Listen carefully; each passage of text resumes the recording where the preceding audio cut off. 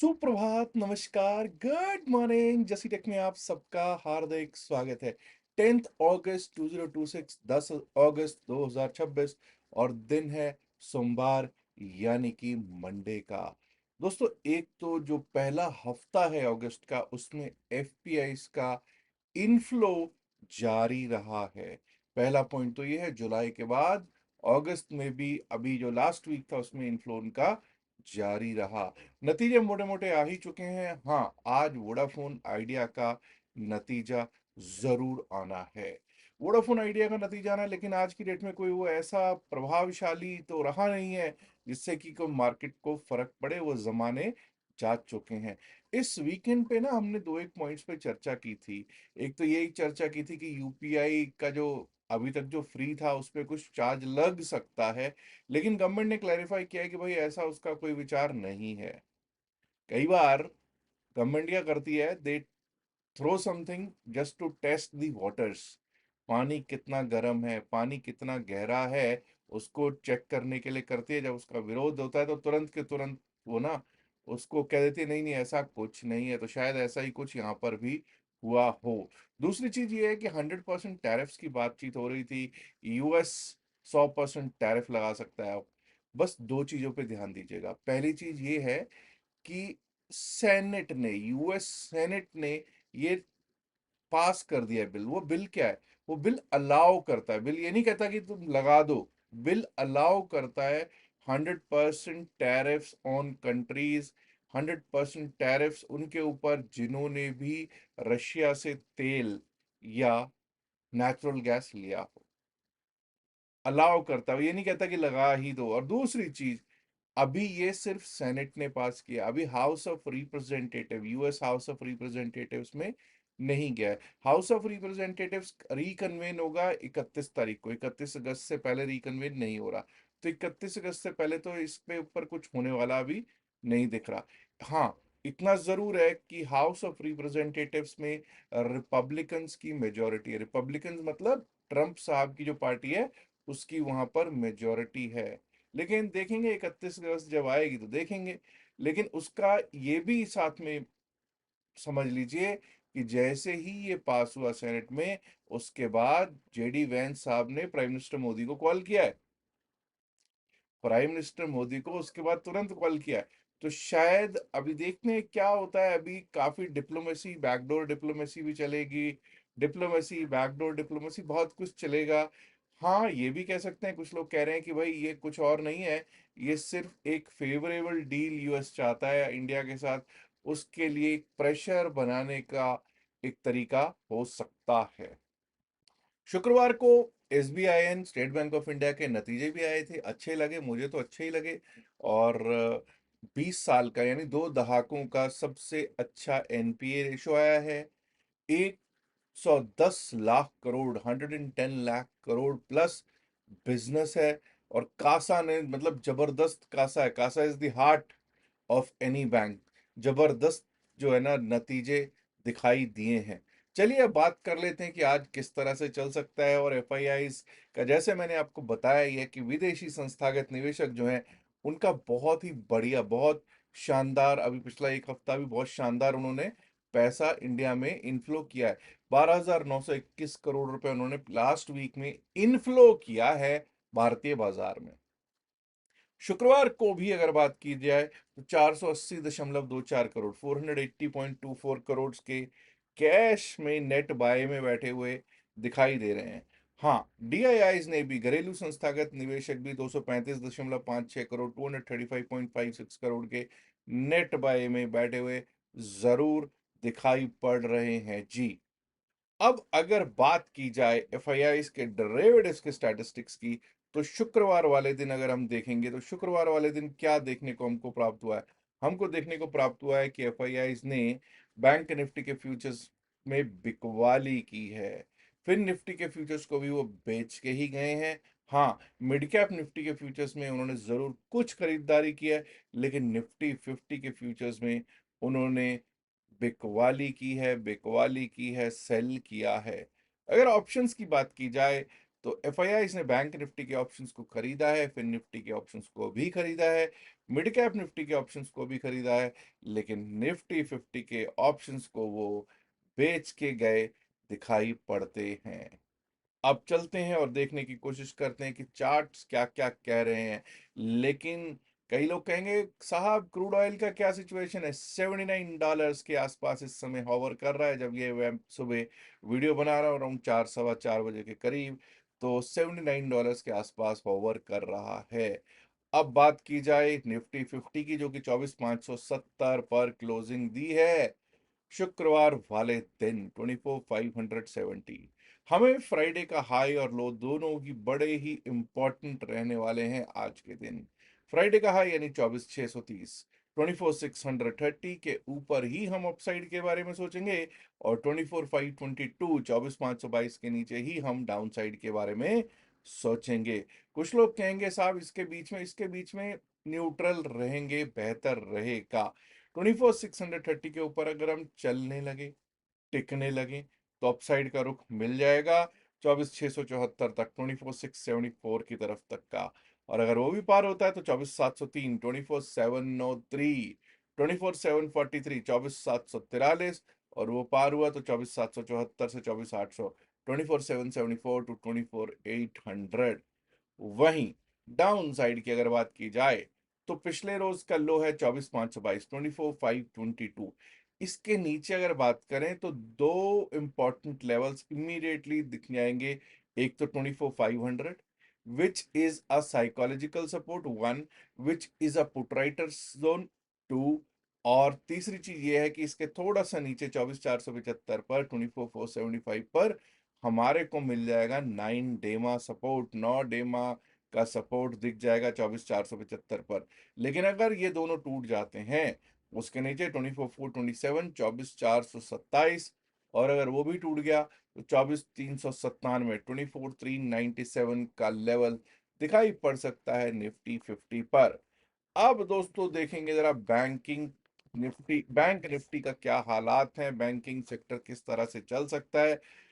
Banking कहीं ना कहीं हमको ज्यादा कुछ दे नहीं रहा, निराश ही करता हुआ दिखाई दिया है मुझे तो। शुक्रवार वाले दिन भी काफी हद तक तो ये होता है कि इसमें मैनेजमेंट ऑफ इंडेक्स की जाती है कि एक बड़े स्टॉक को रेड में रख लिया जाता है या एक को ग्रीन में रख लिया जाता है, या ऐसा किया जाता है कि दो जो थर्ड और फोर्थ वाले वो हैं उनको ग्रीन में या रेड में रखकर एक पॉजिटिव बड़े वाला स्टॉक और एक उसको न्यूट्रल रख लिया जाता है। लेकिन एनीवेज यहाँ पर हमको इम्पोर्टेंट ये रहेगा कि पिछले रोज का हाई जो है उसी को ही इज्जत देंगे। 57,994, 57,994, यानी कि 58,000 का कॉल राइटर जोन जो है वो हमारे लिए इमीडिएट इमीडिएट रेजिस्टेंस है। तभी तो 57,994 तो रेजिस्टेंस था ना शुक्रवार वाले दिन, वही उसका हाई लगा, वहीं से रेजिस्टेंस मिला। तो जब तक हम 58,000 के ऊपर, 57,994 टेक्निकली कह सकते हैं, 58,000 के ऊपर चलेंगे नहीं, अपसाइड के बारे में नहीं सोचेंगे। उसके ऊपर भी जो लेवल है ना वो बहुत बड़े बड़े लेवल नहीं है। 58,104, 58,104, क्योंकि अगर कहीं मैनेजमेंट ऑफ इंडेक्स शुरू हो गई तो ये 100 150 पॉइंट के लेवल भी लाने मुश्किल हो रहे हैं आजकल बैंक निफ्टी में। 58,221, 58,221, उसके ऊपर गए तो 58,391, 58,391, और अगर वो पार हुआ तो उसके बाद 58,500 तक को स्ट्राइक करने के लिए, 58,500 तक को स्ट्राइक करने के लिए बैंक निफ्टी जा सकता है। डाउन साइड की बात की जाए, 57,686, 57,686 पिछले रोज का लो है जी, फ्राइडे का लो। ये कट जाता है तो यहाँ से हमारे लिए रास्ता खुल जाएगा 57,533, 57,533 का, और अगर वो भी टूट गया तो 57,421, 57,421 के लेवल्स दिखाई पड़ सकते हैं जी। अब जरा बात जो हम करेंगे वो करेंगे आज की क्वेश्चन की, आज की क्विज की। आपको याद होगा जब इस वीकेंड पर हमने स्टेट बैंक ऑफ इंडिया के नतीजों की बात की थी, तो मैंने वहां पे चर्चा की थी आरओए की। आरओए के बारे में मैंने वहां पर विस्तार पूर्वक बताया भी था कि ये क्या होता है। तो आज मेरा क्वेश्चन यही है कि व्हाट इज आरओए, आरओए क्या है और इसका क्या महत्व है। अगर आप बता पाए तो जरूर नीचे कमेंट्स में बताइएगा।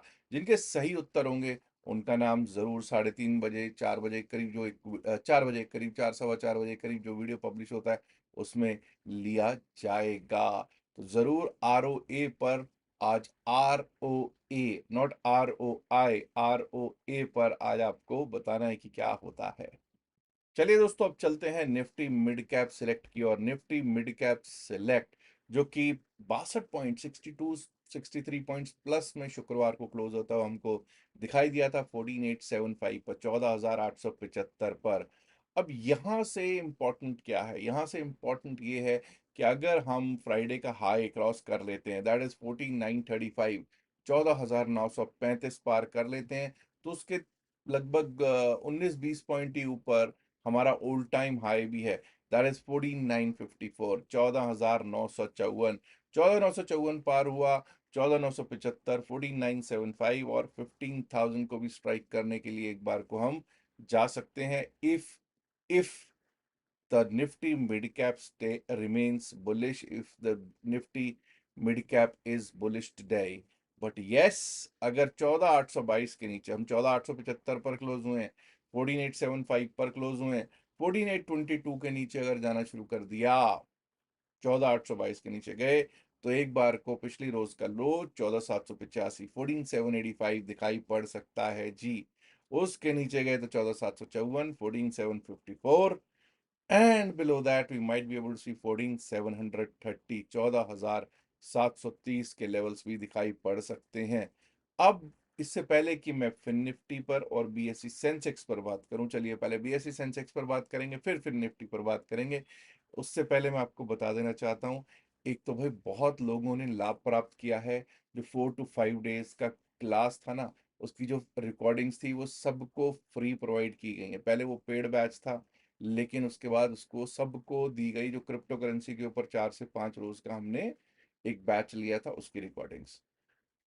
अब मैं ये सोच रहा था कि इसको क्लोज कर दिया जाए, लेकिन कुछ लोग कहते हैं नहीं साहब, जब इतने लोगों को दिया है तो कुछ और दिन इसको जारी रखा जाए। फ्री जो क्लासेस थी उनकी रिकॉर्डिंग्स, अब क्लासेस तो नहीं ले रहा हूँ, मेरी तबीयत आजकल ऐसी नहीं है कि मैं क्लासेस ले पाऊँ, बट अब जो है बिल्कुल 4 to 5 डेज का जो बैच है, उसको जो क्रिप्टो करेंसी के ऊपर था, उसकी रिकॉर्डिंग्स फ्री जिसको चाहिए वो मिल जाएंगी। हाँ, एक रिक्वेस्ट करूंगा कि क्योंकि बिकॉज ऐसा नहीं है कि ऐसे ही सब कुछ, nothing comes for free, let me tell you. वैसे कहना फ्री है, but nothing comes for free, everything has a cost. The cost, एक चीज की कॉस्ट है उसकी, कि आपको हमारे लिंक से अपना अकाउंट खुलवाना होगा। आप हमारे लिंक, जो हमारा लिंक डिस्क्रिप्शन में दे रखा है, pin message of the video में दे रखा है, या इवन अगर आप यहाँ पर देखोगे QR कोड दे रखा होगा, उससे आप डेल्टा एक्सचेंज में अपना अकाउंट खुलवाइए और स्क्रीनशॉट शेयर कर दीजिएगा, जो ऊपर नंबर दे रखा है हमारी टीम का, उस पे आप रिक्वेस्ट कर दीजिएगा, तो आपको रिकॉर्डिंग्स भी मिल जाएंगी, और व्हाट्सएप ग्रुप है क्रिप्टो करेंसी के ऊपर हमारा, उसमें आपको एंट्री भी मिल जाएगी। चलिए अब चलते हैं और देखने की कोशिश करते हैं कि क्या हालात हैं BSE सेंसेक्स के। BSE सेंसेक्स 78,499.17, मोटा मोटा कहिए 78,500 पे क्लोज हुआ है, 78,500 पे क्लोज हुआ है, 78,757 के ऊपर, जो कि हाई था शुक्रवार का। इसके ऊपर अगर हम चलने लगेंगे, टिकने लगेंगे, तभी अपसाइड के बारे में सोचेंगे।